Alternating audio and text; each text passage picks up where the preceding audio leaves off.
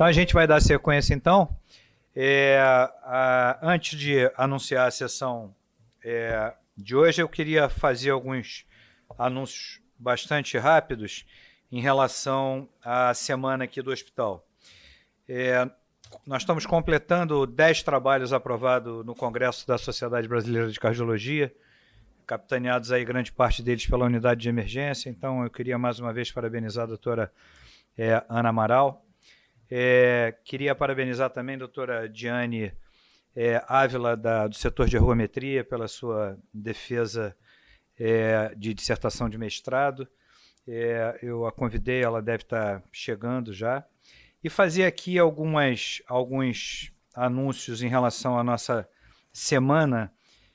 Na próxima sexta-feira, a nossa sessão Sexta Consciência, ela vai abrir um espaço para a sessão de cuidados paliativos. Uma sessão que a gente faz conjuntamente com o Hospital Samaritano Higienópolis, que é coordenada pelo Dr. Felipe Guzman, que é um médico paliativista que trabalha conosco, e vai ser apresentado pelo Dr. Henrique Ribeiro, e o tema vai ser ansiedade e depressão em cuidados paliativos, sexta-feira, de 12 às 14 horas, aqui no CEPRO. Na próxima semana, na segunda-feira, nós vamos ter uma sessão internacional com tópicos contemporâneos em cardiologia, que vai ter a coordenação do Dr. Cláudio Tinoco, do Serviço de Medicina Nuclear, e vai ter como apresentador o Dr. Rafael Gilbini, que é diretor da Cátedra de Medicina Nuclear da Universidade de Brescia. Vamos ter alguns debatedores da casa e alguns convidados na segunda-feira, de 7 às 9 da noite, de 19 às 21. Eu já queria aqui também rapidamente deixar anunciada a sessão da próxima quarta-feira, que é uma sessão que nós vamos comemorar o Dia do Cardiologista. A gente vai fazer um evento aqui ao meio-dia na quarta-feira, e à noite vai haver um outro evento na Barra, lá no Centro de Treinamento Edson Bueno, que é no America's Medical City, e fica lá na Avenida Jorge Cury, onde fica o Samaritano e o Vitória. Então, nós vamos ter 2 eventos por conta do Dia do Cardiologista, e a nossa sessão aqui vai ser sobre a história da cardiologia no Brasil.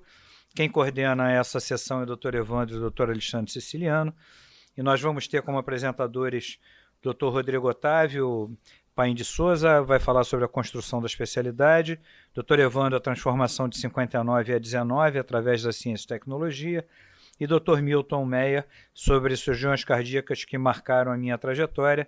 Quem já assistiu a essas conferências são realmente imperdíveis. Vamos ter como debatedores o Dr. João Mansur, Dr. Isabela Volchan e Dr. Luiz Antônio Campos, que está aqui entre nós. A sessão de hoje, especificamente, o nosso tema vai ser desafio no manejo das síndromes coronarianas agudas.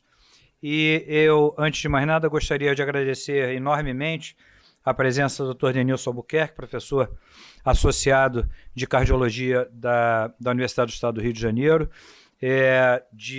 dessa participação, e muito mais do que essa participação, Denilson, a nossa parceria, que eu sei que você é um estimulante, e eu acho que essa parceria agrega, sem dúvida nenhuma, as 2 instituições. Eu acho que uma carga de conhecimento que os nossos residentes, sem dúvida nenhuma, agradecem bastante essa possibilidade da interação com o Hospital Pedro Ernesto. Gostaria também de agradecer a presença como apresentador do residente de primeiro ano da UERJ da Cardiologia, Dr. Lourenço Raposo Torraca, que gentilmente vai fazer essa apresentação. Dr. Daniel Seta, médico rotina da nossa unidade coronariana e médico também do Serviço de Cardiologia da UERJ, por ter se disposto também a intermediar essa sessão clínica, que eu acho que vai trazer, eu não conheço o caso nem o conteúdo, mas acredito que vai trazer um grande conhecimento para todos nós.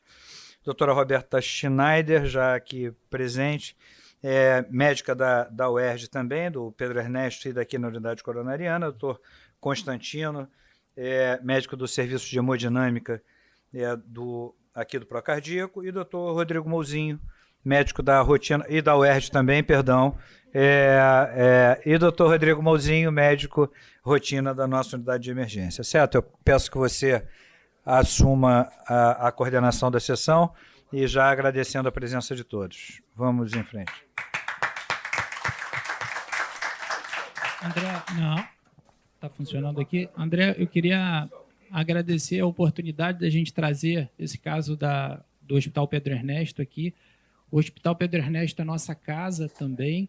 Muitos dos que estão aqui tiveram, em algum momento da sua formação, uma passagem pelo Hospital Pedro Ernesto e alguns estão lá. Roberta, Tino, Luiz Antônio, eu, Roberto Sporcati.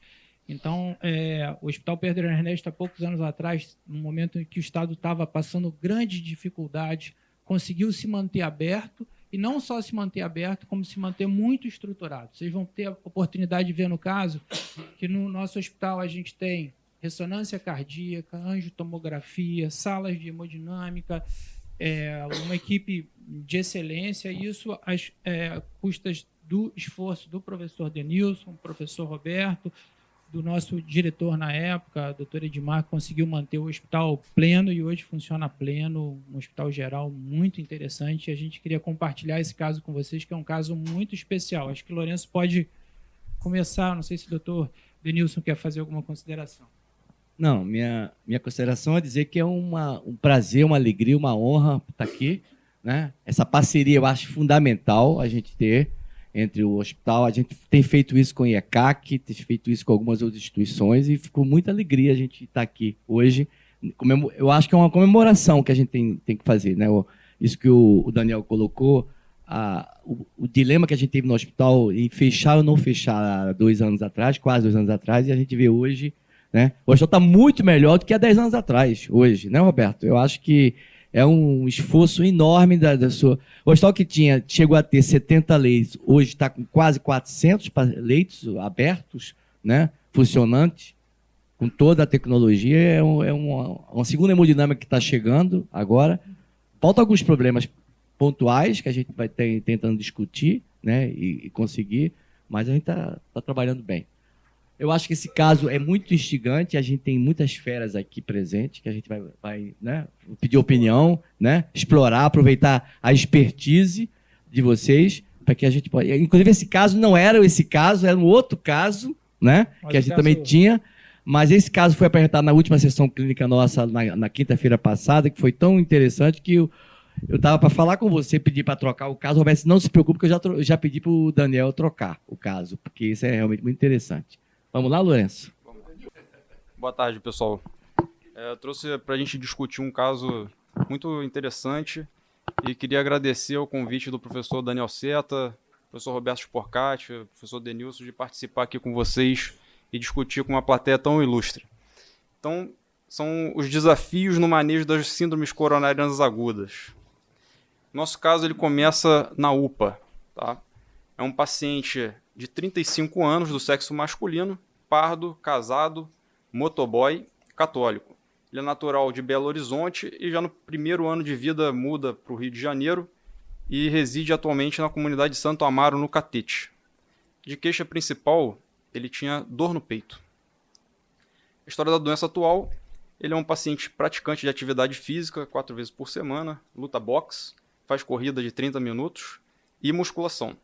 No dia 27 de maio, após ter corrido por 30 minutos na academia, saiu para assistir futebol com os amigos e, chegando em casa às 8h30, iniciou um quadro de dor precordial retroesternal em repouso, intensidade 10 em 10, do tipo peso, com irradiação para o membro superior esquerdo. Não tinha fator de melhora ou piora e não tinha outros sinais e sintomas associados. Ele nega sintomas cardiovasculares prévios. Depois de 60 minutos sem alteração do quadro clínico, ele resolveu ir à UPA de Botafogo. E o tempo total até a chegada da UPA foi 60 minutos, então um total de 120 minutos até a chegada do atendimento médico. De história patológica pregressa, é um paciente com diagnóstico de hipertensão em 2017. Ele abandonou o tratamento ainda em 2017, alegando que a pressão se mantinha normalizada em torno de 130/80, mesmo sem o uso da medicação. E relatava a retirada de um cisto cervical em 2017 e que até o momento ele não tinha o laudo. De história familiar, não tinha história de DAC precoce. Os pais eram vivos e hipertensos, 2 irmãos saudáveis e uma filha saudável. História social, etilismo social, bebia cerveja e destilados aos finais de semana, nega tabagismo, uso de drogas ilícitas, suplementos nutricionais ou hormônios anabolizantes. O exame físico da UPA nada chamava atenção, uma pressão 125/75, frequência de 80, corado hidratado sem outras alterações. E esse é o eletro de admissão, com 2h30 do início da dor. Lourenço, hora da gente fazer uma pausinha aqui e explorar um pouquinho os nossos debatedores e quem mais quiser participar. Vou aproveitar o Rodrigo Mouzinho, que é o nosso emergencista, cardio-emergencista, está aqui presente. Rodrigo, homem jovem, 35 anos, praticante de boxe, não tem comorbidade aparentemente nenhuma, nem mesmo a hipertensão, ele não estava hipertenso, não tem história familiar. Chega para a gente com esse eletro, com 2 horas de dor, né, praticamente. 2h30. Qual a sua impressão, conduta? O que você observa aí no eletro? Bom, paciente, boa tarde a todos. Paciente jovem, como você acabou de falar, sem fatores de risco para doença coronariana, uma hipertensão questionável, né? Mas se apresenta com uma dor torácica tipicamente anginosa, de início recente, em peso, irradiação para o membro superior esquerdo. Então, qualquer sintoma em que remeta a uma síndrome coronariana aguda, esse paciente vai fazer um eletrocardiograma com laudo em até 10 minutos. Vai ser acomodado num leito, monitorizado e vai receber aspirina na ausência de contraindicações, mesmo que o eletro não fosse esse. Então, a abordagem inicial seria essa. Mas o eletro grita para a gente, é um eletrocardiograma em ritmo sinusal, onda P não vejo nada demais, intervalo PR também dentro da normalidade, e um complexo QRS já com uma amputação da onda R septal, V1 e V2, acompanhada de um supra-nivelamento segmento ST em parede anteroseptal, né, compatível com infarto em fase aguda. Isso é um infarto com supra, e está indicada a terapia de reperfusão. A gente avalia, discutimos recentemente, reperfusão mecânica versus química. Só recapitulando, em até 120 minutos, esse paciente puder ser transferido, né, o tempo estimado, e estar numa sala de hemodinâmica e reperfundido em 2 horas, a gente faz isso, não é a realidade em geral, né? Então, esse paciente, além da aspirina que nós já fizemos, ele vai receber um trombolítico, geralmente a tenecteplase, acompanhada de clopidogrel e de terapia antitrombótica quádrupla e de um anticoagulante. A enoxaparina seria a melhor opção. Mas, enfim, é o que tem que ser feito, mas intriga um paciente com supra, com essa idade, com pouco fator de risco, sempre vem à cabeça uma hipercolesterolemia familiar, tem diagnósticos escondidos aí, mas que a história familiar dele também não deixa muita pista. E o time perdeu. E, assim, além da abordagem inicial, é um paciente, como as diretrizes já recomendam, eu preciso ver as coronárias dele. Mesmo que a gente faça o trombolítico e tenha critério de reperfusão, a gente precisa melhorar esse diagnóstico e encaminhar para uma coronariografia em 4 a 24 horas. Eu faria o mais precoce possível. Então, o seu diagnóstico é do infarto agudo com supra de parede anterior, é isso? Isso. Uma pergunta para os colegas aqui. Todos trombolizariam esse paciente? Quem trombolizaria, levanta o braço. Quem iria fazer trombólise, levanta o braço. Não, sem hemodinâmica, está na UPA. Tá? O cenário é UPA, certo? UPA não tem hemodinâmica. Perfeito? É isso que a gente tem. É o que tem para hoje, né? Delta T de 120, está dentro dos parâmetros de indicação de trombólise, não tem hemodinâmica, trombolizaria. Todo mundo está de acordo. É isso? Ficamos combinados assim. Adiante? Claro. Obrigado pela palavra. Gostaria de fazer um breve comentário sobre o eletro mesmo. Esse é o eletro, o Rodrigo já comentou muito bem. Eu apenas acrescentaria assim, algumas observações, que é um eletro relativamente raro esse, né? É um eletro de fase superaguda, né? Porque observem que ele ainda... É verdade que em V1 e V2 a gente não vê R+, mas V3, V4, V5 tem ainda onda R, com onda R grande, como tivesse um bloqueio de injúria, tem supradisnível com concavidade superior e a onda T positiva de base larga. Essa, e D1 velho também espelha isso. Espelha isso não, tem isso também em proporção menor. Então, esse aspecto é um aspecto de fase superaguda, ou seja, das primeiras 3 horas, que ainda sem abobadamento, a concavidade é superior, a onda T não é negativa, ela é positiva, de base larga, simétrica. Esse é um eletro raro, né, de um atendimento precoce, aquelas chamadas horas de golden hours no tratamento do infarto miocárdio. Um belo eletro. Doutor Antônio Sérgio, quer participar? Reforçando isso que o Rodrigo, que o Fernando acabou de afirmar, quer dizer, o eletro é uma fase superaguda de uma injúria miocárdica, que a gente poderia colocar diante de um paciente com pouco fator de risco, como foi realçado aqui, é que a gente necessariamente teria que procurar alguns outros detalhes nesse eletro que pudessem nos ajudar num diagnóstico diferencial. Né, num paciente de 35 anos, não é usuário de droga, pelo menos está escrito, não sofreu nenhum trauma no tórax, né, ele é motoboy, né? Quer dizer, isso necessariamente teria que ser perguntado. Né? Então, lutador de boxe, quer dizer, se não teve nenhum trauma efetivamente que pudesse, de alguma forma, contribuir para isso. Outra coisa que reforça que não tem infra de PR, que eu procurei, né, que poderia ser uma síndrome uma pericárdica aguda, né, uma miopericardite, mas não parece que esse eletro ele seja indicativo disso, não dá para afastar. Ele tem infra do ST, imagem espelho, se a gente for olhar ali, principalmente em D3, AVF, quer dizer, isso é um indício de que isso é uma injúria miocárdica. Existe uma injúria miocárdica. Perfeito. Então, acho que isso aí são dados que o cardiologista tem que procurar num eletro como esse. A gente erra? Claro que erra. Né? Quer dizer, então, isso poderia ser um Takotsubo? Não sei. Não dá para afastar. Não dá para afastar. Mas numa UPA, eu acho que... Trombólise, né? Trombólise. Um dado interessante, que foi muito elogiado lá na nossa sessão clínica. Olha que beleza de eletrocardiograma, né? Feito na UPA, super bem montado, não é verdade? Bonito o eletro, né? É muito legal, né? Quer dizer, a gente vê um eletro desse feito na UPA, a gente fica orgulhoso, não fica? Eu fiquei. Então vamos ver o que a UPA fez, Lourenço. Acho que esse paciente acabou sendo trombolizado com alteplase, um delta T de 2 horas e meia. E o que a gente tem, um eletro evolutivo 36 horas após o início da dor. A gente não tem o pós-trombólise 90 minutos. Deixa eu devolver a palavra para quem comentou primeiro. Rodrigo, frente a esse eletro. E aí, reperfundiu, não reperfundiu? Não sei se a Roberta quer comentar também. O que fazer? Critério eletrocardiográfico, sim. Né? Queda do supra, a gente ideal seria avaliar isso em 60 a 90 minutos, né? Mas é um eletro tardio. Avaliar se esse paciente melhorou a dor e se ele tem sinais de instabilidade clínica. Né? Então, para a gente caracterizar a reperfusão, lembrando que 36 horas a gente está estourando o tempo de levar esse paciente para hemodinâmica. Né? Que a gente faz o atendimento na UPA, é realidade, tromboliza, mas transfere. E a gente elogiou o eletro bem feito e precisa elogiar também um tempo de porta-agulha também fantástico, aí, de 30 minutos. Né? Que é o preconizado, enfim, foi cumprido na UPA.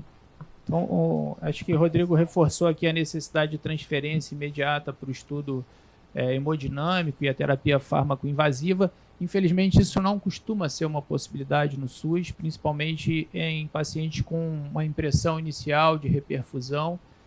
Isso pode levar um pouco mais de tempo e a gente não teve essa transferência imediata. Deixa eu fazer um esclarecimento para vocês. A gente tem um convênio com a Secretaria Estadual de Saúde, lá na UERJ, e esses doentes vêm das UPAs, vão direto para a hemodinâmica, transferidos via sistema regulatório, via sistema CISREG, vai para a hemodinâmica é feito o procedimento e ele vai para a unidade pós-intervenção que a gente tem lá com 8 leitos, tá?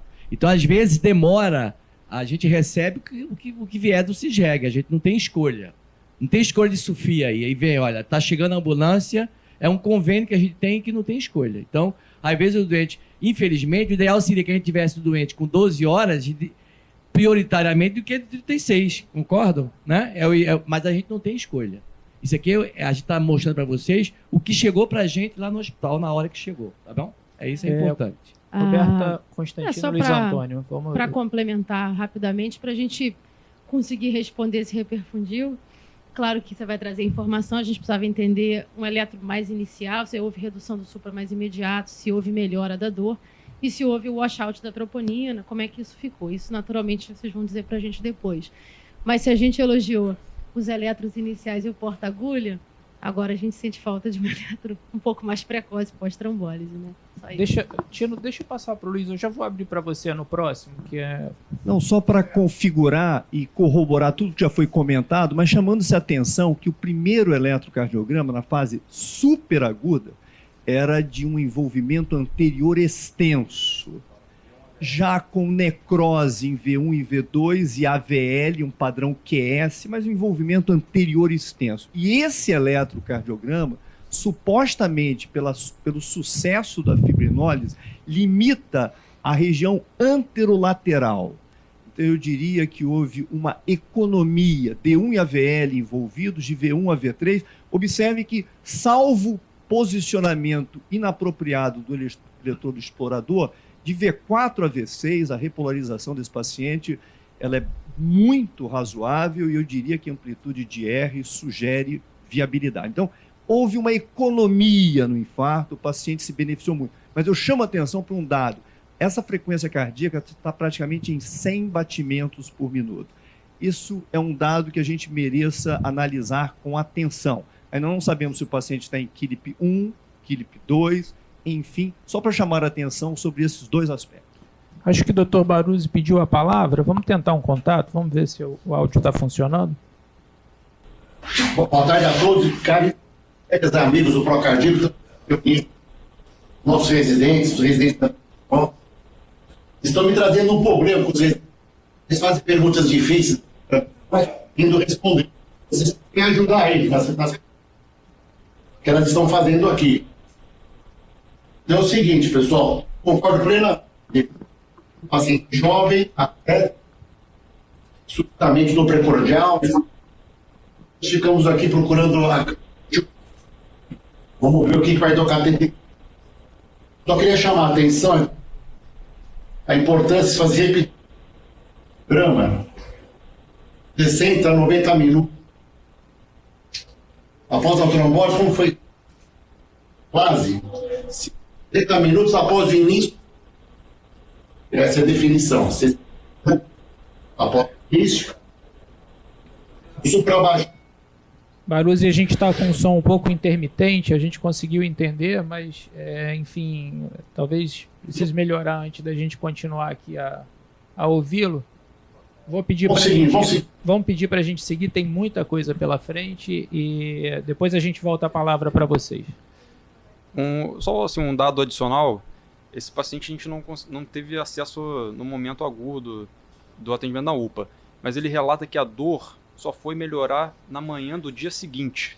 Então ele foi uma dor que começou às 8h30, só foi melhorar de fato na manhã do dia seguinte. Esses são os exames laboratoriais da UPA. Chama atenção uma creatinina de 1,9.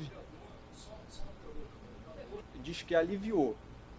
Depois da trombólise aliviou, mas só foi cessar na manhã do dia seguinte. Deve ter sido uma dor muito intensa, porque senão ele teria sido sedado durante a noite, né? Mas a gente não tem informação, então vamos seguir. E uma troponina reagente, o que tem na UPA é a troponina qualitativa, e chama atenção o EAS, uma proteína, 2 cruzes e piócitos. A gente teve acesso à prescrição só do 7º dia após o evento, essa prescrição da UPA, estava com AS 100mg dia, clopidogrel 75, simvastatina 40, atenolol 50 de 12 em 12, estava prescrito um diazepam à noite e usando ciprofloxacino venoso de 12 em 12 horas 400mg. O enalapril estava apenas 10mg se pressão acima de 140/90 e heparina não fracionada se o paciente acamado. Roberto, deixa eu aproveitar rapidamente e comenta um pouquinho essa prescrição no 7º dia, supondo que ela fosse a prescrição após a trombólise. Entendendo que a gente está tratando um infarto com supra que foi submetido à trombólise, a gente tem evidência para fazer dupla antiagregação com clopidogrel, acho que está perfeito, a S-clopidogrel. A gente teria que fazer uma atorvastatina 80, seria melhor, mas a gente está em uso de estatinas, entendo como efeito de classe, acho que poderia ser melhor, mas está satisfatório. A gente não tem detalhe, claro, de sinal vital para complementar, mas aquele Nalapril, apenas se a pressão subir, dá um pouco de dor no peito, porque a gente está em fase subaguda de um infarto anterior. Então, naturalmente, que tinha que estar fazendo esse ECA de forma regular. O beta, a gente está entendendo que o doente está estável em QLIP1, acho que está bem indicado. E entendendo que esse doente foi tratado e reperfundiu, acho que a gente poderia deixar ele com heparina profilática, com clexane profilática. Deixa eu passar uma bola para o Roberto, que eu sei que ele gosta desse assunto, ele está ali escondido, não quer participar. Roberto, que eu conheço o caso. Clopidogrel, tem alguma alternativa antiagregação ao clopidogrel nesse cenário? Trombólise, 7º dia, qual a sua opinião? O cenário pós-trombólise ele é o menos estudado. A gente tem informação da segurança de você transitar do clopidogrel para o ticagrelor. Seria bastante razoável fazer isso nos primeiros dias. Uma terapia mais potente, então, poderia ser bem-vinda. Mas eu acho que a gente tem a informação assim, ela é relativamente limitada. Seria mais interessante se a gente tivesse protocolos de uso associado, não é, de prasugrel ou ticagrelor com o trombolítico. Isso são séries pequenas. Com relação à anticoagulação, que eu penso um pouco diferente. Eu acho que um paciente que foi submetido à trombólise, no passado não com a streptokinase, apenas com o TPA e os seus mutantes. Mas hoje, mesmo com a streptokinase, enquanto você não teve a definição plena, a recomendação é de anticoagulação plena. Eu acho que deveria ficar plenamente heparinizado. Bom, vamos seguir então, Lourenço. Só reforçando isso, né? A recomendação guideline é anticoagulação até a alta ou pelo menos até o 7º dia, né? Então estaria ainda o enoxaparina nesse momento da prescrição. Extrato time 28 foi o trial que trouxe isso para o uso da heparina, da enoxaparina nesse contexto. Perfeito. Então, vamos lá. Esse paciente permaneceu assintomático no período, tá? E no dia 4 de junho, 9 dias após o evento, ele foi regulado por Pedro Ernesto para fazer estratificação invasiva. Tino, ajuda a gente, Constantino, por favor. Bom, é uma coronariografia por acesso radial. Está sendo feita uma injeção, uma ventriculografia com catéter de coronária direita, que não é o ideal, mas, enfim, dá para a gente ter uma avaliação de uma cavidade ventricular bem aumentada. A gente consegue ver basicamente só a parede anterior, que está bastante hipocinética, até talvez acinética. Não consigo visualizar bem a ponta do VE. Mas, enfim, é um paciente já com disfunção ventricular com acometimento de parede anterior. Pode passar? Isso é uma injeção na coronária direita, apenas irregularidade. Pode passar. Uma injeção na coronária esquerda. Você tem um paciente bastante taquicárdico. Na primeira injeção, você vê um fluxo direcionado para a artéria descendente anterior aqui em cima. Você quer o mouse? Aqui a artéria descendente anterior, que seria a artéria suspeita nossa do evento desse paciente. É uma artéria descendente anterior, um terço proximal bastante calibroso, sem nenhuma obstrução obstrutiva significativa no trajeto dela. Tá? Pode ser que a gente tenha alguma irregularidade no terço proximal, que seria a nossa suspeita, já que a gente tinha uma alteração até de D1 e AVL, suspeitando numa lesão mais alta de descendente anterior. A gente tem alguns ramos diagonais que saem aqui em cima, primeiro, segundo, com irregularidade, mas nenhuma lesão significativa. A artéria circunflexa aqui está inchando retrógradamente. Pode passar o próximo, por favor? Isso aqui numa canal a gente vê bem a descendente anterior aqui em todo o trajeto dela. Aqui a porção, eu não estou me dando muito bem com esse pointer não, mas ele está bem devagar aqui. A porção proximal da artéria descendente anterior, sem nenhuma lesão crítica evidenciada. A gente tem um ramo, um septal ali meio subocluído, mas assim, não tem nenhuma placa importante no trajeto dela até a ponta. Pode passar? Aqui no caudal, no spider, a gente vê todo o terço proximal da descendente anterior, a emergência de 2 ramos diagonais, o primeiro ramo diagonal com alguma irregularidade. E, creio, senhores, como o catéter ficou seletivo, o trajeto da circunflexa não tem nenhuma lesão obstrutiva importante. Pode passar? aqui seletivando a circunflexa, a gente vê uma circunflexa calibrosa, provavelmente uma codominância, sem lesão significativa. Aqui outra injeção no território da CX, corroborando o que eu falei com vocês. Enfim, então o paciente com a disfunção importante da ventricular esquerda, com acometimento de toda a parede anterior e sem nenhuma lesão obstrutiva significativa visualizada pela angiografia. Constantino, que estranho, né? Era isso que você estava esperando nesse caso?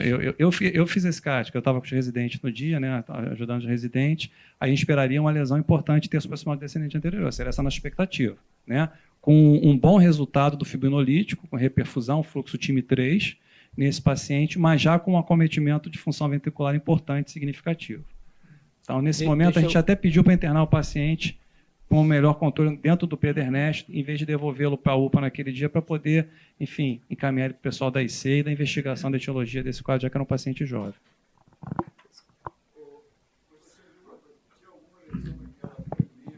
Tinha alguma lesão na primeira septal? Porque a septal era muito fininha, Antônio. Tinha uma plaquinha na septal, mas nada que justificasse, enfim. A gente vê muitas vezes doença nesses ramos, né? Como você vê que as diagonais também tem alguma irregularidade, mas a expectativa nossa é que tivesse uma lesão importante no território da DA proximal. E o aspecto angiográfico muito inocente, né? Bom, o aspecto angiográfico inocente, mas o ventriculograma culpado, né? Bota a culpa nisso, né? E daí a gente pergunta, e agora? O que é que devemos fazer nesse paciente? Roberta, quer começar? Essa pergunta é difícil, hein, Roberto? Eu te prometi que não ia passar pergunta difícil, mas não tem problema não, a gente se passou. cruza na rotina todo dia. Isso volta.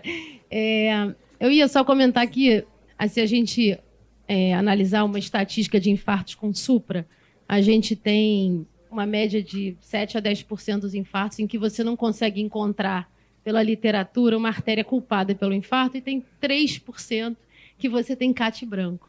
Então, aqui a gente tem um caso que está dentro dos 3%. E, naturalmente, quando a gente vê aquela disfunção toda, a gente começa a pensar no que foi, então, que causou a gente... Primeira coisa, a gente pensa, de repente, em um trombo sem aterosclerose, num doente tão jovem, sem fator de risco, aí você começa a pensar se esse doente tem uma vasculite, tem uma doença, uma dissecção de coronária, enfim, uma doença apenas trombótica.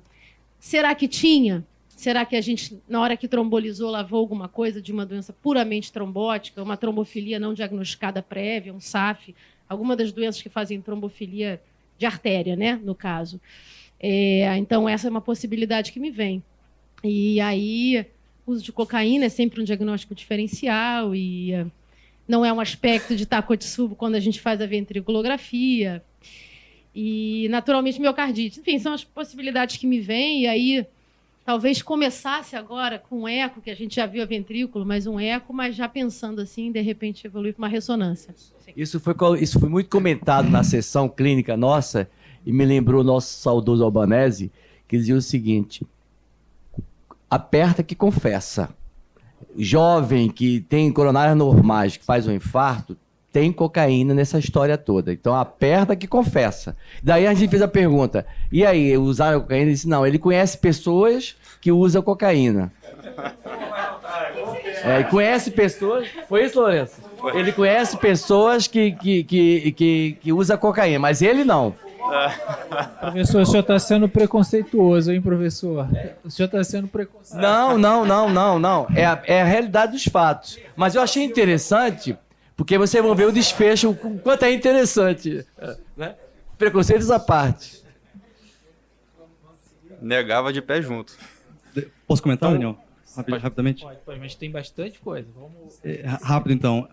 Esse paciente ele tem infarto. É inquestionável, por 4 motivos. Ele tem dor torácica típica, ele tem um eletrocardiograma característico, ele tem troponina positiva, né, ou curva de troponina, e a disfunção com alteração segmentar. Né? Então, a coronariografia, nesse momento, ela contribui para a etiologia e ajuste de prevenção secundária. Eventualmente, terapêutico, se houvesse uma lesão residual, como a gente esperaria, né? Mas também para avaliação etiológica.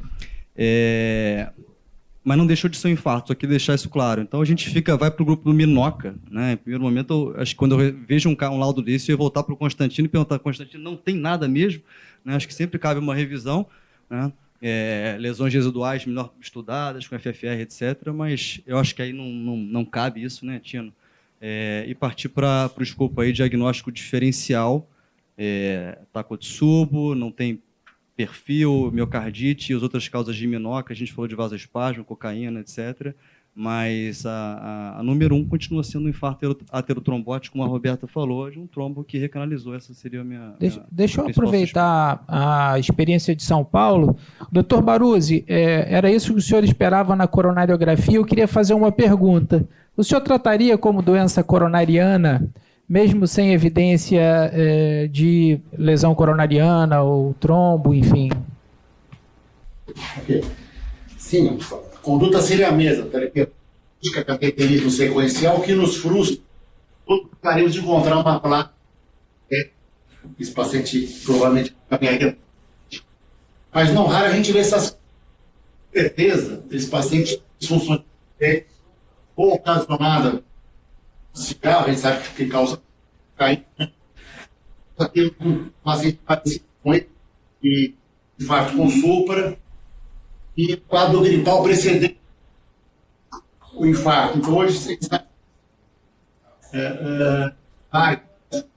placamina, pode dar endoteliite, quadros bacterianos. Doutor Baruzzi, estou aqui tentando fazer leitura labial, porque a sua opinião é muito importante nesse caso, mas a gente não está conseguindo, a plateia não está conseguindo. Eu entendi que o senhor trataria como se fosse, por enquanto, doença coronariana, né? Tá, eu desculpa interromper, eu vou dar sequência, tem muita coisa ainda pela frente. Vamos lá, Lourenço. Então, esse paciente é admitido na nossa enfermaria. No exame físico, o que chamava atenção assim, de irregular seriam umas varizes na perna esquerda, sinais de insuficiência venosa crônica no maiolo medial.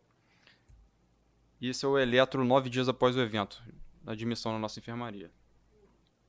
Não teve grandes alterações. Raio-X também normal. Perfil. E o resultado dos exames laboratoriais, a creatinina continuava alta, mas não mais 1.9, 1.37. A gente calculou o clearance na urina de 24 horas, que veio normal, 96 ml por minuto, e não tinha também albuminúria. A troponina 573 e o EAS não tinha mais nenhuma alteração. Chamava atenção o HDL também de 28. Nossa prescrição, a dieta hipossódica ou hipolipídica, manteve dupla antiagregação, a simvastatina 40, o carvedilol 25 de 12 em 12 e o enalapril 10 de 12 em 12. E aí, vamos ao ecocardiograma. Deixa eu pedir ajuda. Daniel, pode nos ajudar? Daniel também é isoergiano, já tinha visto o eco antes, pode nos dar uma ajuda com o ecocardiograma? Bom, esse é um corte para externar longitudinal. A gente já pode notar... Deixa eu chegar mais. A gente já pode notar o septo basal contrair. A partir do septo médio, a gente já vê-lo parado. Tá? Lembrando que o septo médio, o septo basal, desculpe, é nutrido pela CD e pela CX, então isso sugere um infarto de DA proximal. Passa, Lourenço, por favor. Aí a gente vê um corte apical 4 câmaras, a gente pode ver o septo todo, na verdade o septo médio parado, a ponta parada e a parede anterolateral. Eu poderia supor que isso é um infarto de DA proximal antes do primeiro ramo septal. Pode passar, Lourenço, uma disfunção grave. Uma IM leve. Eu acho que esse não é um eco para a gente pensar em Takotsubo. Também um corte apical 2 câmaras, a gente vê a parede inferior à esquerda, a parede anterior à direita, e a gente pode notar a ponta e a parede anterior parada, reparando aqui um pouquinho da parede anterior, anterobasal, contrair o resto do parado. É uma disfunção grave, eu imagino que uma DA, se pudesse sugerir algum vaso, eu acho que, como eu falei, é uma DA proximal. E o que eu gostaria de acrescentar, nesses casos, a gente, infelizmente, no Brasil, não tem a disponibilidade com frequência do contraste ultrassônico. Todo infarto que acomete a região da ponta do ventrículo, a gente tem que estudar sempre com contraste. Aqui no PRO a gente tem essa possibilidade. Infelizmente, no Brasil não é tão comum. né? Estudar a ponta, isso faz uma diferença enorme na hora de procurar trombo, ou, enfim, trombo apical. Esse é o strain, também acometendo a redução do strain na porção apical do VE. Tá, ótimas imagens, está bem documentado. Então, o eco, Daniel, não sugeriu outro diagnóstico, né, Daniel? Não, sugeriu eu acho que não mesmo. é um eco para a gente pensar em Takotsubo. Além disso, é um homem, né? Seria incomum. Eu acho que é isso, um homem jovem. Daniel, obrigado. Deixa aqui, esse ponto cinza ou azul, sei lá, o que é isso? Isso é redução do strain longitudinal, né? O strain longitudinal hoje tem uma relação fantástica com a doença obstrutiva e nesse caso, quer dizer, é sempre elegante a gente fazer o strain, mas ele tem a sua maior utilidade quando a gente não vê essa disfunção, porque na verdade o grande benefício dele é a gente poder ver a disfunção antes dela estar macroscopicamente evidente, né? Beleza. Obrigado, Daniel, muito bom. Várias perguntas aqui, doutor César. Pergunta rápida. O eco não tem características de Takotsubo, mas não exclui, porque eu já vi tudo quanto é alteração de hipocinesia e acinesia no Takotsubo. A gente, na cardiopatia adrenérgica, a gente tem alguns fenótipos dela, né? O mais comum é, sem dúvida... Não é esse. Não é esse. O mais mas comum não exclui. Não, eu ficaria confortável em dizer que isso não é um Takotsubo. Mas eu concordo com o senhor que existem outros fenótipos. O mais comum, sem dúvida, é a hipercontratividade basal com balonamento apical. Mas a gente já teve casos aqui de base, de acometimento do VD, acometimento isolado do VD. Enfim, na verdade, tudo pode. Mas, na minha opinião, isso é um caso de doença coronariana de ideia proximal.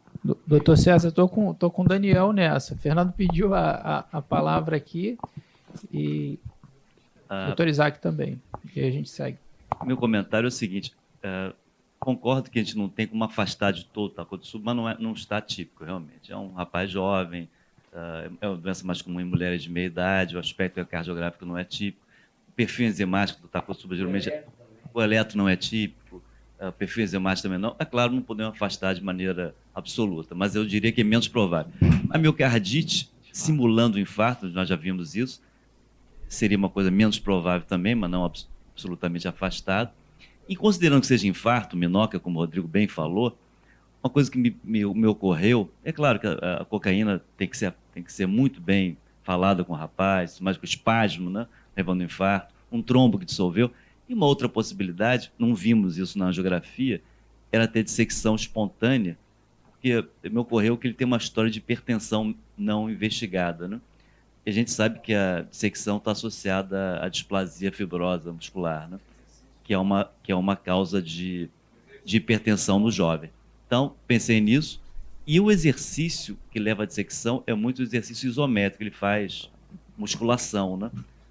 Está associada a pegar peso e tal, no homem principalmente. Então, a dissecção entraria como um diagnóstico aí, diferencial relevante, na minha opinião. Doutor Isaac, deixa eu... Seguinte, corroborando, quer dizer, não é como me pareceu, que no septo basal e no septo médio tem um aspecto que sugere, além de acinesia, fibrose. Isso corrobora mais contra a Takotsubo também. Agora, acho que a questão da cocaína tem que ser investigada, tem que ser afastada e não dá para descartar. E quando o Fernando colocou muito bem a questão da dissecção espontânea, me chamou a atenção é que se ele não era um hipertenso que tratou muito pouco, ele tinha pai e mãe hipertenso. E quem tem pai e mãe hipertenso não deixa de ser hipertenso. Doutor Lourenço, posso seguir só por conta do tempo? Então, o laudo do ecocardiograma ficou com uma Acho que fração de ejeção por Lourenço, cento. isso a gente já foi discutiu. Visto. Então, em resumo do caso,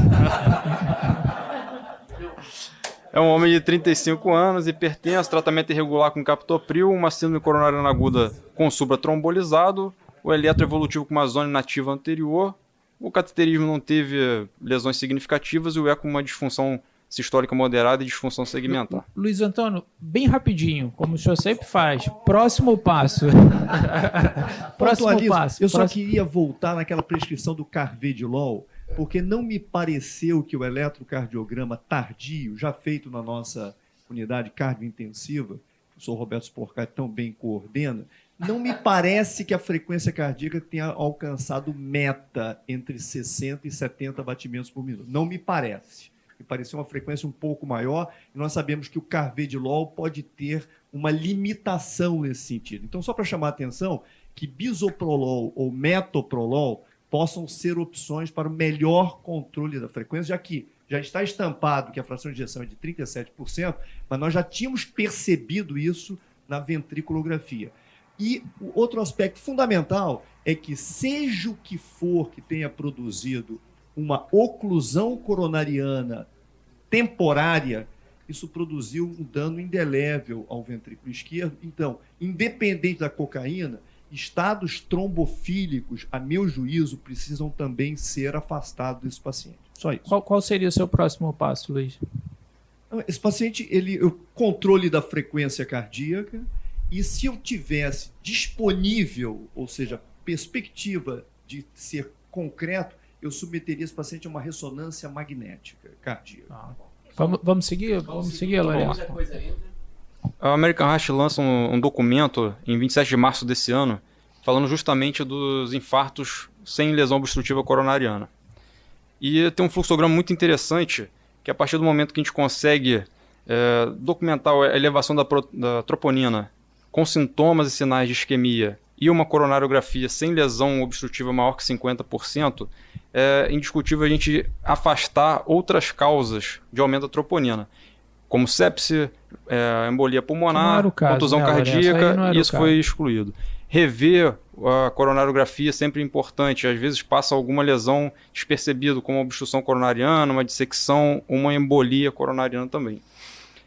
Rever a função ventricular, que a gente já viu pelo eco, não tem nem pela ventriculografia, não sugere Takotsubo. Então, entrando no quadro da Minoca, se tivesse disponível na hora da coronariografia, o ideal é fazer um ultrassom intravascular, uma OCT, e o que a gente tinha disponível na época foi a ressonância magnética cardíaca. 15 dias após o evento.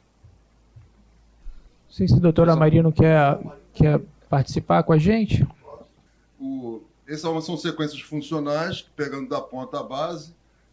O que mostra aqui de interessante é que há uma discreta alteração do sinal anteroseptal anterior e anterolateral da base até a ponta, e que corresponde a uma área de hipocinesia e quase acinesia desses segmentos, o que é comum em infarto extenso, né, anteroseptal, que é demonstrado também aqui nas sequências dos eixos longitudinais, em duas câmaras. Você vê a parede anterior quase totalmente parada, inferior apical também.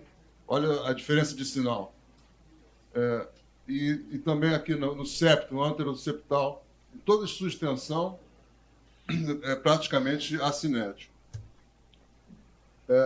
Essas são sequências após o contraste, mostrando realce tardio, extensa distribuição, e o que chama a atenção é que não só o septo, a ponta e a parede lateral estão envolvidos, como existe na região do septo uma área de no reflow, de persistência, de não opacificação num segmento que é próprio à obstrução microvascular. Então, é mau sinal do ponto de vista prognóstico, que são os pacientes que evoluem com remodelamento, queda da fração de ejeção. Já evoluiu, né? Já evoluiu, já está. Vamos lá. Ok. Obrigado, professor. Passa. Acho que podemos passar, Lourenço, que a gente já... Foi o Amarino ao vivo e a cores. Então, 40% de 40% de massa infartada do VE, uma fração de ejeção de 33%, né, uma disfunção importante. A gente chegou a fazer um Doppler da perna esquerda por conta das varizes, aquela hipercromia para afastar sinais de trombose, e o laudo afastou isso, assim, não tinha nenhum sinal recente ou tardio, e apenas varizes essenciais tributárias da safena parva. Então, esse paciente acabou recebendo alta no dia 12 para acompanhamento ambulatorial, persistiu assintomático, CCS1, NIRA1, dupla terapia antiplaquetária, o enalapril 10 de 12 em 12 limitado por um potássio de 5,3 e um carvedilol 25 de 12 em 12 com a frequência de 62. Foi iniciada a investigação para trombofilias e a gente acabou solicitando um eco transtorácico para avaliação, ver se ele recuperou algum grau de função ventricular, e solicitamos um teste ergométrico visando a reabilitação cardíaca, mais funcional. Aquele cisto cervical que ele acabou retirando em 2017, a gente conseguiu acesso no Hospital Ari Parreiras, na verdade era uma tuberculose ganglionar. Esse paciente foi encaminhado para pneumologia, está em acompanhamento. Deixa eu só fazer uma pergunta. Queria perguntar à turma mais experiente aqui, porque os mais jovens certamente não têm resposta para isso. Roberto, você deixaria... Você deixaria... Quem aqui... Ainda bem que eu fui poupado, hein? Baruzzi, me ajuda aqui no Rio de Janeiro, Baruzzi. Estou sendo pregado em praça pública pelo meu ex-rotina de 2 serviços, da UERJ e do Procardio. Fala, doutor Daniel Seta. Eu quero saber o seguinte. É isso mesmo? Fica com a S, clopidogrel? Pergunta é boa e é difícil. Se a gente for colocar no fluxograma, né, de um infarto tradicional com supra, seria bastante fácil a decisão de colocar em dupla terapia por 1 ano. Né? Aqui a gente ficou com dúvida com relação à presença de doença aterosclerótica e mesmo parte dos mecanismos. Então, seria bastante razoável ficar, num primeiro momento, com dupla terapia antiplaquetária, mas imaginando a retirada rápida do segundo antiplaquetário. Eu diria assim, na primeira revisão, eu tiraria o segundo antiplaquetário e deixaria apenas o AS. Né? Mas eu queria fazer um comentário anterior, e se o Lourenço puder voltar ao fluxograma, né, acho que é uma reflexão que a gente tem que fazer, né, quando ali na sequência, então, nós chegamos à minoca. Né? Esse paciente é um infarto ou não? A apresentação clínica, eletrocardiográfica, a evolução ecocardiográfica, a evolução da ressonância, coloca como um infarto. Eu diria assim, no aspecto da gente precisar fazer ou não a ressonância, ou um outro método de imagem. Vamos lembrar que há 3 semanas nós vimos aqui um paciente infarto, pós-trombólise, com parada cardíaca, com a coronariografia na fase aguda, com uma lesão de 30% não obstrutiva, e o que é que tinha a mais naquela lesão de 30%? Um flap endotelial.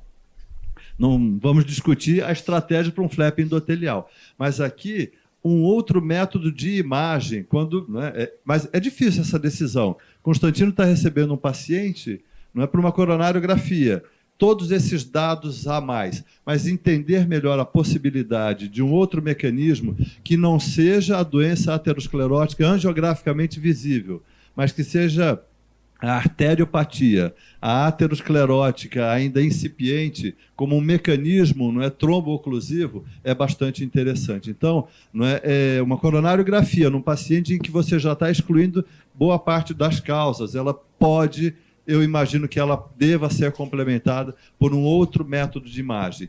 E, neste sentido, na ausência de doença aterosclerótica, eu acho que a resolução de imagem do OCT seria um método para entender um pouquinho melhor o endotélio dessa descendente anterior. Neste momento, a gente está com uma outra decisão. Foi excluída a doença aterosclerótica e abre-se sempre, não é o capítulo, é o livro das trombofilias. Então, acho que o passo seguinte seria estudar a coagulação. Então, lembrando que quando a gente fala em trombofilia, a maioria das trombofilias são só de cunho venoso. Então, quando a gente pensa que a gente está falando em trombofilia para doença arterial coronariana, a gente tem que pensar em SAF e doenças da homocisteína, porque a extensa maioria delas, fator 5 de Leiden, proteína C, proteína S, são doenças que fazem tromboses venosas. Então, só esse detalhe ali, né? Eu pensaria mais ali no anticoagulante lúpico, essa coisa toda. Esse é um aspecto legal do Hospital Geral, que é o nosso caso lá, é a gente ter sempre hematologia próxima a gente, nos ajudando de forma rápida. Então, tudo negativo, inclusive as sorologias para HIV, visto que ele tinha tuberculose ganglionar. Quanto tempo depois do exemplo da retirada do anticoagulante? Então, isso aí mais ou menos um mês depois. Tá. Um ecocardiograma 45 dias após o evento, que não mostrou nenhuma alteração, ele manteve a disfunção e as mesmas alterações segmentares. O teste ergométrico ele atinge 10,6 METs dos 11,9 previstos, tem uma queda adequada da frequência cardíaca no primeiro minuto do repouso e a resposta pressórica também fisiológica. Negativo para isquemia, não teve arritmia nem dor no peito, um teste regular, aptidão para faixa etária. O propósito aqui foi ele ingressar na reabilitação cardíaca. Acho que o Roberto... Nas nossas possibilidades de trabalho, os pacientes de infarto com a revascularização completa, sem disfunção ventricular, que tiveram uma evolução satisfatória, KILIP-1, eu faço uma orientação de atividade física sem supervisão. Quando é um paciente que não preenche esses critérios, em especial, ainda tem isquemia não resolvida, disfunção, teve uma evolução inicial com intercorrências, eles fazem um teste provocativo e a reabilitação ela é supervisionada. Por isso, então, que esse paciente foi submetido a um teste ergométrico. Vocês não cogitaram e não fizeram um ecocardiograma tardio nesse doente? Fizemos para ver o comportamento? Sim. Fizemos, foi mantido, comportamento mantido, normal? doutor César. Igual. Quanto tempo depois? 45 dias depois. Acho que o Roberto quer fazer um comentário. Mostrou a quantidade de realce tardio, né, que a Maria mostrou, que já predizia que era uma disfunção irreversível, né, que é marcador, porque até o primeiro momento aquilo poderia ser um miocárdio atordoado. Essa questão vai ser, essa questão é bem interessante. Aquela alteração ecocardiográfica inicial, até aí, então, poderia ter uma evolução, mas o valor da ressonância foi isso que já foi um preditor da manutenção daquela disfunção pela persistência daquele realce tardio. Então, como a ressonância é um forte preditor e como auxilia, né? Vamos usar essa informação mais à frente. Então, seguindo o fluxograma, restou para a gente avaliar melhor essa DA com imagem intravascular. O que a gente teve disponível foi o ultrassom, para avaliar ruptura de placa, dissecção ou trombo coronariano. Isso foi feito 60 dias após o evento.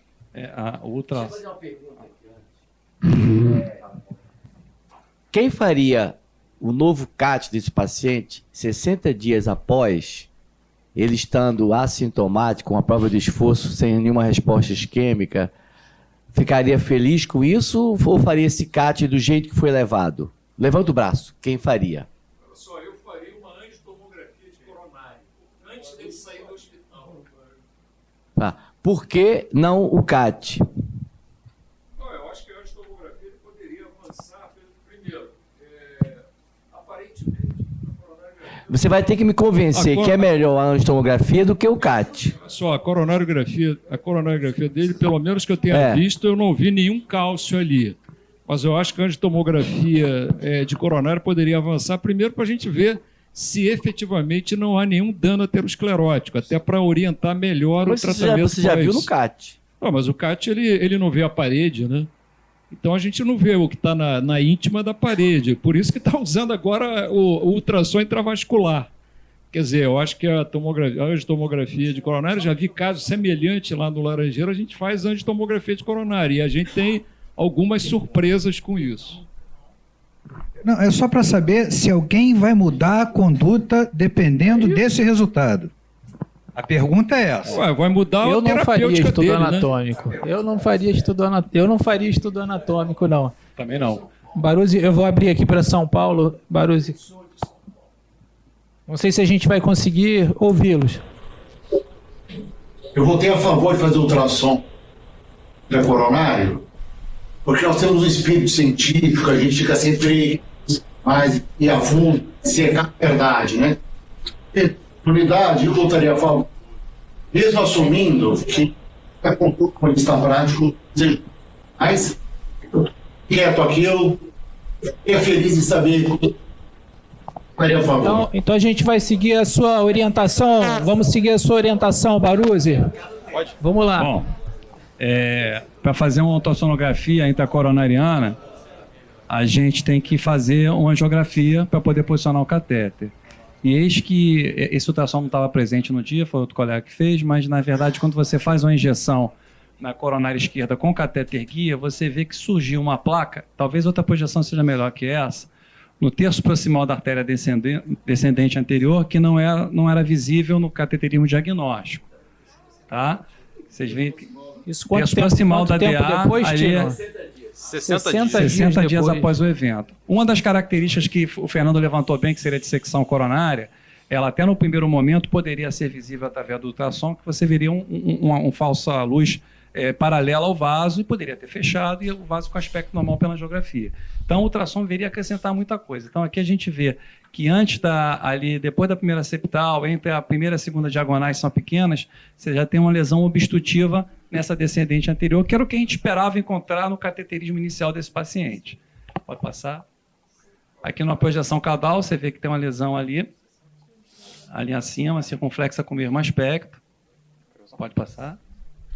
E aí, comparando o exame do dia 4 de junho, o terço proximal da descendente anterior, comparando com cateteria, esse aqui foi o CAT que a gente fez quando esse paciente veio transferido da UPA, e aqui a lesão coronariana, 62 dias após o cateterismo inicial.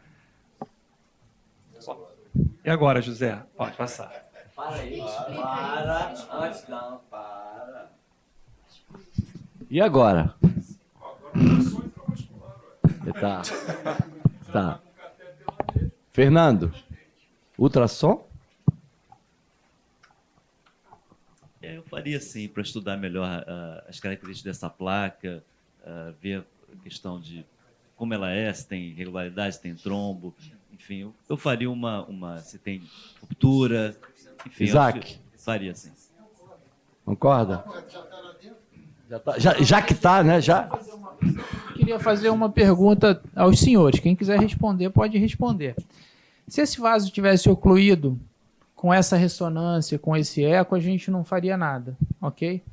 Mas o vaso está aberto e tem uma lesão aí que a gente não sabe a gravidade, talvez seja grave. Faz sentido tratar uma lesão como essa, num VR, já com essas características? Essa é uma dúvida que eu tenho. Eu não sei se alguém... Posso responder? Pode, quem quiser responder. Eu sou mais jovem que o Dr. Roberto. Olha só, na verdade, o terço proximal da DA não está beneficiando só o terço médio distal da DA. Então, você tem vários ramos septais e ramos diagonais que estão envolvidos ali. Então, você tem um paciente de 35 anos com uma disfunção importante de VE, o que você conseguir melhorar de perfusão, não necessariamente para o território infartado, mas para o território que ainda depende dessa descendente anterior, seria importante. Vamos ouvir agora a opinião de um dos super experientes aqui, Luiz. Não, no momento dos elogios, eu também elogio a coronariografia do Hospital Pedro Ernesto, conduzida pelo Dr. Constantino, e chamo a atenção que essa imagem, primeira e segunda, são imagens, sobretudo para os residentes, absolutamente incomuns. Não é isso que a prática clínica nos apresenta do dia a dia. Então, essa é uma situação muito incomum. Eu esperaria aquela diferença anatômica após intervenção e não após apenas o tratamento farmacológico. Outro aspecto que me parece fundamental, e aí eu não quero ser piegas, mas quando a gente fala em imagem intravascular coronária, ultrassom, OCT, FFR, que no caso avalia fundamentalmente fisiologia, OCT e ultrassom, a gente não pode encarar, não quero ser piegas nem polemizar, mas a gente não pode utilizar a disponível.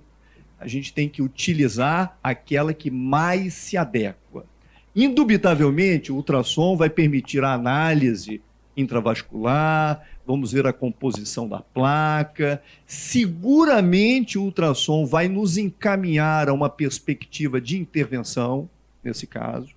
E seguramente o ultrassom também deverá otimizar o implante de um stent proximal do descendente anterior. Mas eu chamo a atenção que para a análise criteriosa, quase que histopatológica da placa, o OCT é a ferramenta. E para avaliarmos se essa placa tem um componente funcional de hipofluxo, o arsenal é o FFR. Então eu apenas quero fazer esse contraponto de que nós optamos por um método de imagem intravascular disponível, que agrega valor, mas que definitivamente para este caso não me parece que seja a ferramenta ideal nem única. Agora, seguramente, se a conduta da equipe for o implante de um stent coronário, com ultrassom esse implante será seguramente otimizado. É apenas uma reflexão. Mas, Luiz, queria, só para fechar, o senhor trataria essa lesão caso o ultrassom aponte uma lesão grave? Com certeza absoluta. Queria ouvir também a opinião de São Paulo. Baruzzi, trataria também a lesão caso venha o ultrassom demonstrando gravidade de lesão? Eu queria só que o colega do ponto da ressonância, se a gentileza nos dá uma opinião, se a ressonância não demonstrar a viabilidade, pode ser que não haja benefício ao stent. Se tiver sinais de viabilidade, necrose abaixo de 50%, etc., aí sim. Não sei se a ressonância poderia... O que está se referindo à espessura transmural da lesão. Mural, usualmente, acima de 75% da espessura, é improvável que haja alguma melhoria com a revascularização. Agora, ele tem ainda uma camada de miocárdio visível na periferia, na imagem que foi vista aí. Então, eu acho que, sendo um rapaz de 35 anos, ele merece toda e qualquer reperfusão possível. Mas é improvável que tenha grande melhora, porque a viabilidade realmente é exígua. Roberto, quer dar um... O laudo veio predomínio de ausência de viabilidade nas topografias citadas na ressonância. Além de demonstrar, eu acho que, não sei, não tenho experiência obstrução microvascular. Assim, mas o que eu digo é o seguinte, o sujeito que 35 anos faz um teste de esforço como ele fez, que chegou ao teste de esforço máximo e não sentiu nada, não teve disfunção, não teve queda de pressão, não teve nada. Eu realmente não vejo motivo do porquê que mesmo que o ultrassom demonstre que haja uma diminuição da luz ali, que possa propiciar uma intervenção, eu não faria. Roberto, acho que o Roberto quer... A minha visão está um pouco diferente de algumas opiniões aqui. E eu acho que a gente tem alguns conceitos que eles não devem ser aplicados neste momento. A primeira coisa que eu não consideraria para este momento agora é a relevância de viabilidade miocárdica. Por quê? Porque não estou preocupado em recuperação de músculo viável. Não estou preocupado se tem alguma lesão residual, fluxo limitante. Minha primeira preocupação seria entender o mecanismo fisiopatológico, efetivamente o que aconteceu. Porque o paciente tem uma lesão agora de relativa complexidade, em 60 dias, tomando 2 antiplaquetários, beta-bloqueador e equistatina. Acho que o que a gente vê agora de placa, eu acho que o ultrassom seria um bom método para entender melhor toda a extensão da placa, diferente do que eu achava para um OCT naquele vaso, aquela parede vascular aparentemente normal. Então, eu acho que o ultrassom talvez pudesse ajudar um pouco mais a entender. Com relação, concordo com o Antônio Sérgio quando ele diz, mas fez 10 METs e não tem isquemia. Não preciso tratar essa lesão. Tem 10 METs, não tem isquemia e não tem viabilidade. O que vai recuperar? Mas eu acho que não são esses conceitos que estão aqui em voga. O que mais me preocupa é a perspectiva de evolução desta placa em 60 dias da maneira que ela aconteceu. E qual será a progressão dela? Então, o ultrassom, será que ajuda a entender que é um endotélio mais lesionado? É uma placa mole? É uma placa que teve uma hemorragia intraplaca e que teve esta progressão? De qualquer maneira, esta progressão em 60 dias, ela foi extremamente agressiva, desfavorável e sem perspectiva de freamento farmacológico. Portanto, se eu não tivesse nem OCT, nem ultrassom, eu pediria uma angioplastia, eu recomendaria uma angioplastia independente de isquemia e de viabilidade, só pela perspectiva de progressão. Com o OCT e ultrassom a gente vai entender um pouco mais, mas a conduta para mim continuaria sendo a mesma. Angioplastia. A gente está indo para os minutos finais. Eu só queria, o doutor Fernando pediu a palavra, eu queria ouvir a sua opinião sobre tratar ou não o vaso. Só para a questão de que existe um tipo de secção coronariana que mimetiza o aspecto de uma placa aterosclerótica, né? Então, mais um motivo para fazer, para esclarecer isso. Tem um tipo de secção que é indistinguível angiograficamente de uma placa comum. Eu trataria assim, por ser muito jovem, lesão proximal, tem outros vasos. Agora, não esperaria, isso que o Roberto, todos já falaram, não esperaria melhora de função com isso. Não esperaria. Só um pouquinho, temos uma dama à frente aqui, as mulheres Só pouco queria falaram. perguntar uma coisa. Tem como diferenciar de placa e dissecção com trombose da falsa luz pelo ACT? Eu vou pedir, deixa só o Constantino, vamos ver a análise do ultrassom, que a gente... Esqueci embora tenha tido um fã negativo, não esqueci que uma evolução tão rápida como isso, de repente o ultrassom até para mecanismo inflamatório da vasculite, o tipo de... talvez tenha um... Deixa eu fazer uma pergunta... O resultado negativo do ultrassom que ninguém faria intervenção nessa evolução de tempo. Essa é que é a pergunta. Um doente que, é isso que o Roberto falou, um doente que evolui dessa maneira, independente do ultrassom, essa lesão tem que ser tratada. Mas tem que ser Tá. Quem aqui não trataria essa lesão? Eu vi que Antônio Sérgio não trataria. Alguém mais não trataria a lesão? Nelson não trataria a lesão? Tá pedindo. Não trataria a lesão, Nelson? É isso? Essa é a resposta paradoxal. Você vai, é paradoxal. Deixa eu ver o ultrassom. É paradoxal essa resposta. É paradoxal. É, Nelson. Vai ser um discurso da sociedade, da SBHC. Vai lá, Nelson. Vai lá, Nelson. Por favor. O que eu queria dizer é o seguinte, podem existir dois mecanismos distintos da progressão de placa. Primeiro, pode ter tido uma erosão de placa com trombose. E, em seguida, essa erosão ela pode ter evoluído por uma dissecção de placa e pode ter feito uma redução de área luminal a posteriori. Então, a gente não pode imaginar que são dois momentos distintos. Isso daí é uma evolução. Quando você analisa o OCT, você vê a íntima de uma forma muito clara, né? Você vê até macrófago na íntima. Você vê placa, você vê a qualidade de placa, você vê se a placa é quente, se a placa é fria. Então, já existem vários mecanismos ou vários softwares associado ao OCT, que te dizem se a placa é quente, se a placa é fria, se a placa está em atividade ou não. Então, é só para entender o seguinte, não são dois pacientes, é um paciente que evoluiu dentro de uma síndrome coronariana aguda. Trataria, Nelson, a lesão?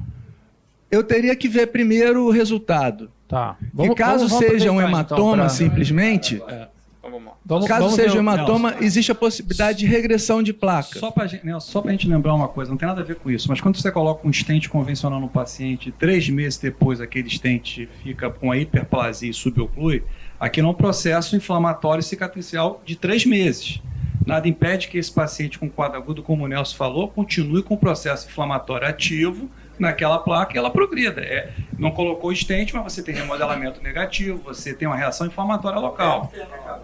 Vamos lá. O ultrassom tem um pouquinho de artefato, ele vem da parte distal da artéria para a parte proximal. Então a gente vê um segmento da descendente anterior assim, relativamente sadio, tem uma placa leve, e aí você vê que vai começar a estreitar daqui a pouquinho uma placa de característica mista, não tem cálcio, aqui é só um artefato do lado de lá, e aí uma placa quase que envolvendo a totalidade do catéter de ultrassom com aquela bolinha central. Olha a quantidade de placa ali. Eu não consigo dizer para vocês por essa imagem se tem alguma dissecção. Aparentemente não tem um pertude significativo, mas tem a presença de placa, aqui já chegando a artéria circunflexa e o tronco da coronária esquerda. Acho que tem uma foto que o pessoal mediu, colocou aí. Bom, esse era o ponto de maior gravidade, com área luminal de 3,4, com área de referência de 13,7.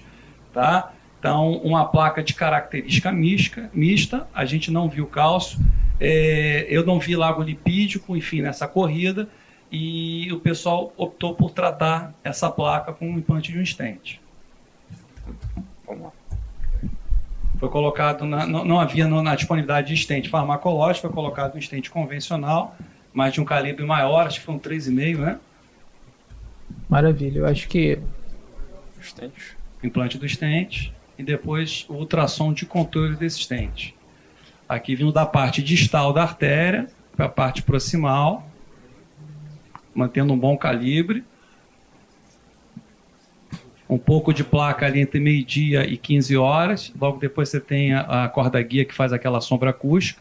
Aí o stent bem aposto, com grande com a grande expansão daquela região, a placa toda comprimida ali. Vocês veem entre 6 e meio-dia mais ou menos. Um pouquinho de artefato. Não tem haste solta, e aí já a porção mais proximal da descendente anterior. Acho que eu não consigo gravar a geografia final, mas enfim, esse é o resultado final pós-implante do stent naquele segmento da descendente anterior.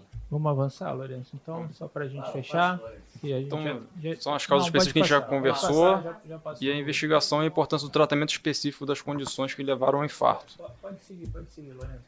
O paciente ficou bem, assintomático, síndrome coronário trombolizado, insuficiência cardíaca isquêmica, ressonância compatível com infarto, rastreio para trombofilias negativo, a tuberculose ganglionar em acompanhamento com a pneumo, e o ultrassom mostrou realmente a doença aterosclerótica importante, direcionando o tratamento específico desse paciente. Então, acabou indo de alta hospitalar no dia seguinte, assintomático, prescrição de AS, clopidogrel, atorvastatina, carvedilol e enalapril, e vai para acompanhamento ambulatorial.